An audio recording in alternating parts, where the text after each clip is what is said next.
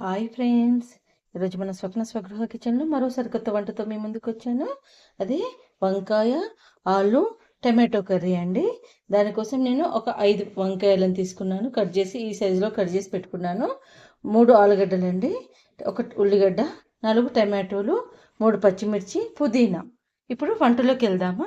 చాలా simple ingredients తోటి చేసుకునే ఈ టేస్టీ కర్రీ రైస్లోకి కానీ రోటీలోకి కానీ చాలా రుచిగా ఉంటుంది.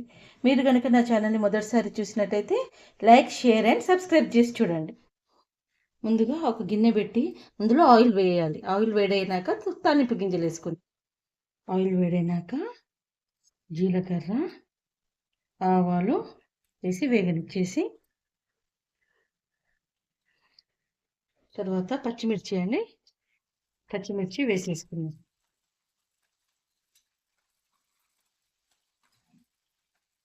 పచ్చిమిర్చి కొంచెం వేగగానే అల్లం వెల్లుల్లి పేస్ట్ వేయాలండి. నూనెలో వేస్తే బాగుంటుంది. తర్వాత పుదీనా, మెంతాకు ఉంటే మెంతాకు కూడా వేసుకోవచ్చు అండి, బాగుంటుంది. కరివేపాకు, మెంతాకు ఉంటే వేసుకోవచ్చు. నేను ఇప్పుడు పుదీనా ఒకటే ఉంది, పుదీనా వేసాను. పుదీనా వేగగానే ఆనియన్ అండి, ఆనియన్ వేసేయాలి.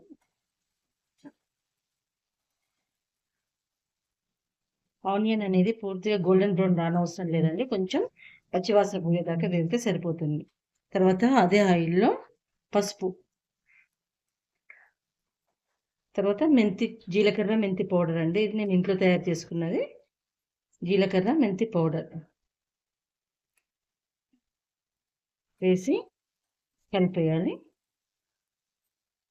ఇవి వేగుతుంటేనే మనం కట్ చేసి పెట్టుకున్న ఆలుగడ్డ వేసి ఒక 2 నిమిషాలు వేగనిద్దాం. ఆలుగడ్డను కొంచెం, ఆలు అనేది ఇలా కొంచెం వేగగానే మనం ఇప్పుడు కట్ చేసి ఉప్పు నీళ్ళలో నానబెట్టుకున్న వంకాయలు వేసేయాలి. ఇప్పుడు 2 కలిసి మంచిగా వేగుతాయి. చూడండి, వంకాయలను కడిగి ఉప్పు నీళ్ళలో వేసి పెట్టడం వల్ల నల్లబడవు. ఇప్పుడు వంకాయల మీద కొంచెం ఉప్పు వేయాలండి.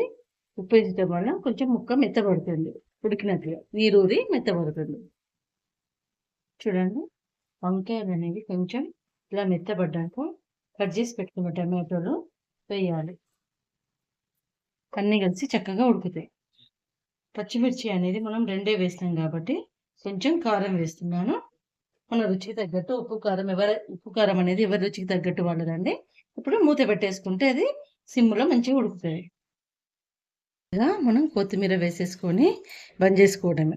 మీరు కూడా ఇలా సింపుల్గా చేసుకుని ఆలు వంకాయ కర్రీ చేసుకొని మీకు కూడా ఎలా వచ్చిందో కామెంట్ బాక్స్లో కామెంట్ పెట్టండి. నా వంటలు కనుక నచ్చితే నా ఛానల్కి లైక్, షేర్ అండ్ సబ్స్క్రైబ్ చేయండి. Thank you.